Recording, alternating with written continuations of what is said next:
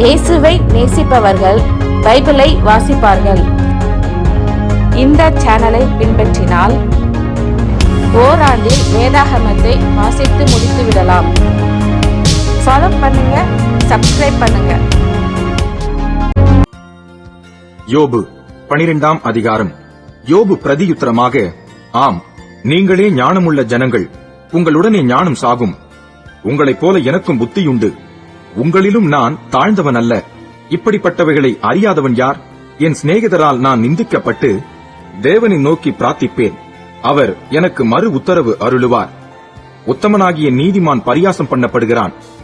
ஆபத்துக்குள்ளானவன் சுகமாய் இருக்கிறவனுடைய நினைவில் இகழ்ச்சி அடைகிறான். கால் இடறினவர்களுக்கு இது நேரிடும். கள்ளருடைய கூடாரங்களில் செல்வம் உண்டு.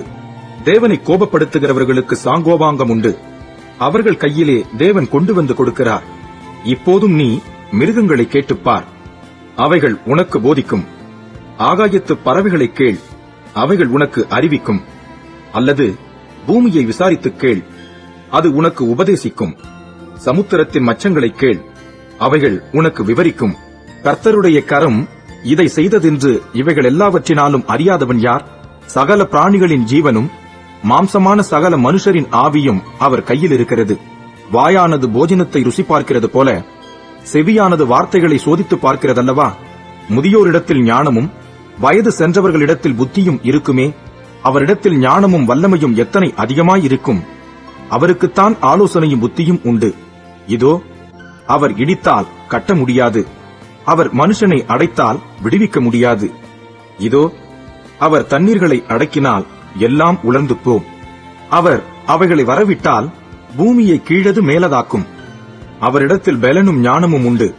மோசம் போகிறவனும் மோசம் போக்குகிறவனும் அவர் கையின் கீழ் இருக்கிறார்கள். அவர் ஆலோசனைக்காரரை சிறைப்பிடித்து நியாயாதிபதிகளை மதிமயக்குகிறார். அவர் ராஜாக்களுடைய கட்டுகளை அவிழ்த்து அவர்கள் இடுப்புகளை கச்சை கட்டுகிறார்.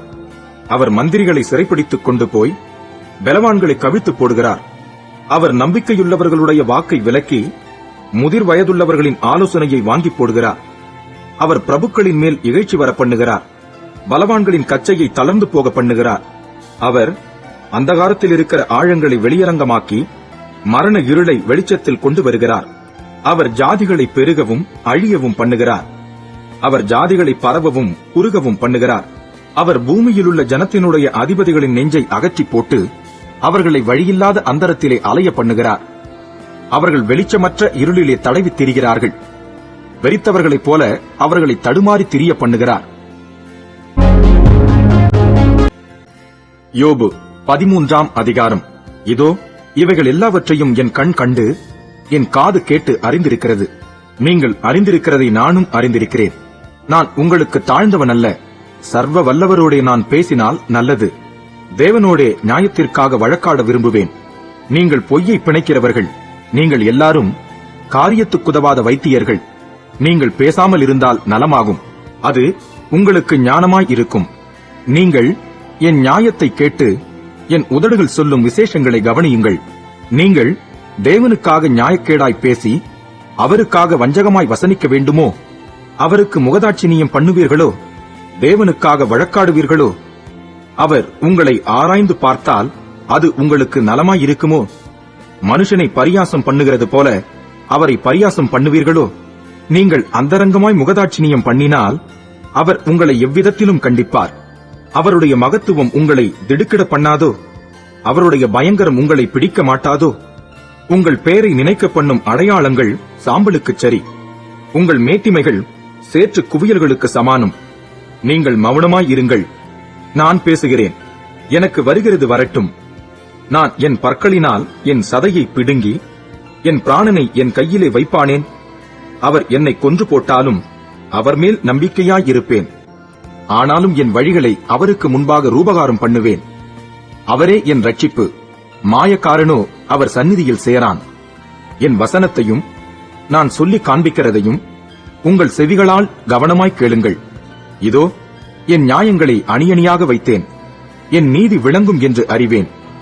என்னோட வழக்காட வேண்டும் என்று இருக்கிறவன் யார்? நான் மௌனமாயிருந்தால் ஜீவித்துப் போவேனே. 2 காரியங்களை மாத்திரம் எனக்கு செய்யாதிருப்பீராக. அப்பொழுது உமது முகத்துக்கு முன்பாக ஒளித்துக் கொள்ளாதிருப்பேன். உம்முடைய கையை என்னை விட்டு தூரப்படுத்தும். உம்முடைய பயங்கரம் என்னை கலங்க பண்ணாதிருப்பதாக. நீர் கூப்பிடும், நான் உத்தரவு கொடுப்பேன். அல்லது நான் பேசுவேன், நீர் எனக்கு மறுமொழி சொல்லும். என் அக்கிரமங்களும் பாவங்களும் எத்தனை! என் மீறுதலையும் என் பாவத்தையும் எனக்கு உணர்த்தும். நீர் உமது முகத்தை மறைத்து என்னை உமக்கு பகைஞனாக எண்ணுவானேன்? காற்றடித்த சருகை நொறுக்குவீரோ? காய்ந்து போன துரும்பை பின்தொடருவீரோ? மகா கசப்பான தீர்ப்புகளை என் பேரில் எழுதுகிறீர். என் சிறு வயதின் அக்கிரமங்களை எனக்கு பறிக்க பண்ணுகிறீர். என் கால்களை தொழுவடித்து போட்டு என் வழிகளை எல்லாம் காவல் பண்ணுகிறீர். என் காலடிகளில் அடையாளத்தை போடுகிறீர். இப்படிப்பட்டவன் அழுகி போகிற வஸ்து போலவும் ஒட்டரித்த வஸ்திரம் போலவும் அழிந்து போவான். யோபு 14ஆம் அதிகாரம்.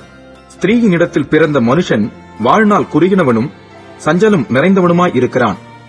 அவன் பூவைப் போல பூத்து அறுப்புண்கிறான், நிழலைப் போல நிலைநிற்காமல் ஓடிப்போகிறான். ஆகிலும் இப்படிப்பட்டவன் மேல் நீர் உம்முடைய கண்களை திறந்து வைத்து உம்முடைய நியாயத்துக்கு என்னை கொண்டு போவீரோ? அசுத்தமானதிலிருந்து சுத்தமானதை பிறப்பிக்கத்தக்கவன் உண்டோ? ஒருவனும் இல்லை. அவனுடைய நாட்கள் இம்மாத்திரம் என்று குறிக்கப்பட்டிருக்கையால் அவனுடைய மாதங்களின் தொகை உம்மிடத்தில் இருக்கிறது. அவன் கடந்து போகக்கூடாத எல்லையை அவனுக்கு ஏற்படுத்தினீர். அவன் ஒரு கூலிக்காரனைப் போல் தன் நாளின் வேலையாயிற்று என்று ரம்மியப்படும் மட்டும் அவன் ஓய்ந்திருக்கும்படி உமது பார்வையை அவனை விட்டு விலக்கும். ஒரு மரத்தை குறித்தாவது நம்பிக்கை உண்டு. அது வெட்டி போடப்பட்டாலும் திரும்ப தழைக்கும். அதன் இளங்கிளைகள் துளிர்க்கும். அதன் வேர் தரையிலே பழையதாகி அதன் அடிக்கட்டை மண்ணிலே செத்தாலும் தண்ணீரின் வாசனையினால் அது துளிர்த்து இளமரம் போல கிளை விடும். மனுஷனோ வென்றால் செத்தப்பின் ஒழிந்து போகிறான். மனுபுத்திரன் ஜீவித்துப் போன பின் அவன் எங்கே? தண்ணீர் ஏரியிலிருந்து வடிந்து வெள்ளம் வற்றி சுவரிப் போகிறது போல மனுஷன் படுத்து கிடக்கிறான். வானங்கள் ஒழிந்து போகும் அளவும் எழுந்திருக்கிறதும் இல்லை, நித்திரை தெளிந்து விழிக்கிறதும் இல்லை. நீர் என்னை பாதாளத்தில் ஒளித்து உமது கோபம் தீரு மட்டும் என்னை மறைத்து என்னை திரும்ப நினைக்கும்படிக்கு எனக்கு ஒரு காலத்தை குறித்தால் நலமாயிருக்கும். மனுஷன் செத்தப்பின் பிழைப்பானோ? எனக்கு மாறுதல் எப்போது வரும் என்று எனக்கு குறிக்கப்பட்ட போராட்டத்தின் நாளெல்லாம் நான் காத்திருக்கிறேன். என்னை கூப்பிடும், அப்பொழுது நான் உமக்கு உத்தரவு சொல்லுவேன். உமது கைகளின் கிரியையின் மேல் விருப்பம் வைப்பீராக. இப்பொழுது என் நடைகளை எண்ணுகிறீர். என் பாவத்தின் மேலல்லவோ கவனமாயிருக்கிறீர். என் மீறுதல் ஒரு கட்டாக கட்டப்பட்டு முத்திரை போடப்பட்டிருக்கிறது. என் அக்கிரமத்தை ஒருமிக்க சேர்த்தீர். மலை முதலாய் விழுந்து கரைந்து போம். கண்மலை தன் இடத்தை விட்டு பேர்ந்து போம். தண்ணீர் கற்களை குடையும். ஜலப்பிரவாகம் பூமியின் தூளில் முளைத்ததை மூடும். அப்படியே மனுஷன் கொண்டிருக்கும் நம்பிக்கையை அழிக்கிறீர். நீர் என்றைக்கும் அவனை பெலனாய் நெருக்குகிறதினால் அவன் போய்விடுகிறான். அவன் முகரூபத்தை மாற பண்ணி அவனை அனுப்பிவிடுகிறீர். அவன் பிள்ளைகள் கனமடைந்தாலும் அவன் உணரான். அவர்கள் சிறுமைப்பட்டாலும் அவர்களை கவனியான். அவன் மாம்சம் அவனில் இருக்கும் அளவும் அதற்கு நோவிருக்கும். அவன் ஆத்துமா அவனுக்குள்ளிருக்கும் மட்டும் அதற்கு துக்கம் உண்டு என்றான். யோபு 15ஆம் அதிகாரம். அப்பொழுது தேமானியனாகிய எலிப்பாஸ் பிரதியுத்தரமாக, ஞானவான் காற்றைப் போன்ற நியாயங்களைச் சொல்லி தன் வயிற்றை கொண்டல் காற்றினால் நிரப்பி பிரயோஜனமில்லாத வார்த்தைகளாலும் உபயோகமில்லாத வசனங்களாலும் தர்க்கிக்கலாமோ? நீர் பயபக்தியை வீணென்று சொல்லி தேவனுக்கு முன்பாக ஜெபத்யானத்தை குறைய பண்ணுகிறீர். உம்முடைய வாய் உம்முடைய அக்கிரமத்தை சொல்லிக் காட்டுகிறது. நீர் தந்திரமுள்ளவர்களின் நாவை தெரிந்து கொண்டீர். நான் அல்ல, உம்முடைய வாயே உம்மை குற்றவாளி என்று தீர்க்கிறது. உம்முடைய உதடுகளே உமக்கு விரோதமாக சாட்சியிடுகிறது. மனுஷரில் முந்தி பிறந்தவர் நீர்தானோ? பர்வதங்களுக்கு முன்னே உருவாக்கப்பட்டீரோ? நீர் தேவனுடைய ரகசிய ஆலோசனையை கேட்டு ஞானத்தை உம்மிடமாய் சேர்த்துக் கொண்டீரோ? நாங்கள் அறியாத எந்த காரியத்தை நீர் அறிந்திருக்கிறீர்? எங்களுக்கு விளங்காத எந்த காரியமாவது உமக்கு விளங்கி இருக்கிறதோ? உம்முடைய தகப்பனை பார்க்கிலும் பெரிய வயதுள்ள நரைத்தோரும் விருத்தாப்பியரும் எங்களுக்குள் இருக்கிறார்களே. தேவன் அருளிய ஆறுதல்களும் உம்மோடே சொல்லப்படுகிற மிருதுவான பேச்சும் உமக்கு அற்ப காரியமாய் இருக்கிறதோ? உம்முடைய இருதயம் உம்மை எங்கே கொண்டு போகிறது? உம்முடைய கண்கள் நெருத்து பார்க்கிறது என்ன? தேவனுக்கு விரோதமாக உம்முடைய ஆவியை எழுப்பி உம்முடைய வாயிலிருந்து வசனங்களை புறப்பட பண்ணுகிறீர். மனுஷனானவன் பரிசுத்தமாய் இருக்கிறதற்கும் ஸ்திரீயின் இடத்தில் பிறந்தவன் நீதிமானாய் இருக்கிறதற்கும் அவன் எம்மாத்திரம்? இதோ தம்முடைய பரிசுத்தவான்களையும் அவர் நம்புகிறதில்லை. வானங்களும் அவர் பார்வைக்கு சுத்தமானவைகள் அல்ல. அநியாயத்தை தண்ணீரைப் போல குடிக்கிற மனுஷன் எத்தனை அதிகமாய் அருவருப்பும் அசத்துவமாய் இருக்கிறான். உமக்கு காரியத்தை தெரிய பண்ணுவேன். என்னை கேளும், நான் கண்டதை உமக்கு விவரித்துச் சொல்லுவேன். ஞானிகள் தங்கள் பிதாக்கள் சொல்லக் கேட்டு மறைக்காமல் அறிவித்ததையே நான் சொல்லுவேன். அவர்களுக்கு மாத்திரம் பூமி அளிக்கப்பட்டது. அந்நியர் அவர்கள் நடுவே கடந்து போக இடமில்லை. துன்மார்க்கன் உயிரோடு இருக்கிற நாளெல்லாம் துன்பத்தால் வாதிக்கப்படுகிறான். பலவந்தம் பண்ணுகிறவனுக்கு அவன் வருஷங்களின் தொகை மறைக்கப்பட்டிருக்கிறது. பயங்கரமான சத்தம் அவன் காதுகளில் தொனிக்கிறது. அவன் சமாதானமாய் இருக்கையில் பாழாக்கிறவன் அவன் மேல் வருவான். இருளிலிருந்து திரும்பி வர அவனுக்கு நம்பிக்கை இல்லாமல் பதிவிருக்கிறவர்களின் பட்டயத்துக்கு அவன் பயப்படுகிறான். அப்பம் எங்கே கிடைக்கும் என்று அவன் அலைந்து திரிகிறான். அந்தகார நாள் தனக்கு சமீபித்திருக்கிறதை அறிவான். இக்கட்டும் நெருக்கமும் அவனை கலங்க பண்ணி யுத்த சன்னத்தனான ராஜாவைப் போல அவனை மேற்கொள்ளும். அவன் தேவனுக்கு விரோதமாக கை நீட்டி சர்வ வல்லவருக்கு விரோதமாக பராக்கிரமம் பாராட்டுகிறான். கடின கழுத்தோடும் பருத்த குமிழுள்ள தன் கேடயங்களோடும் அவருக்கு எதிராக ஓடுகிறான். அவன் முகத்தை கொழுப்பு மூடியிருக்கிறது, அடிவயிறு தொந்திவிட்டிருக்கிறது. ஆனாலும் பாழான பட்டணங்களிலும் குடிபோன கற்குவியலான வீடுகளிலும் வாசம் பண்ணுவான். அவன் ஐஸ்வர்யவானாவதுமில்லை, அவன் ஆஸ்தி நிலைப்பதும் இல்லை. அப்படிப்பட்டவர்களின் செல்வம் பூமியில் நீடித்திருப்பதில்லை. இருளுக்கு அவன் தப்புவதில்லை.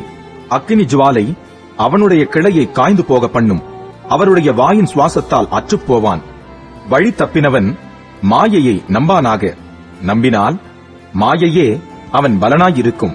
அது அவன் நாள் வரும் முன்னே அவனுக்கு பூரணமாய் பலிக்கும். அவனுடைய கொப்பு பச்சை கொள்வதில்லை. பிஞ்சுகள் உதிர்ந்து போகிற திராட்சை செடியைப் போலவும் பூக்கள் உதிர்ந்து போகிற ஒலிவ மரத்தைப் போலவும் அவன் இருப்பான்.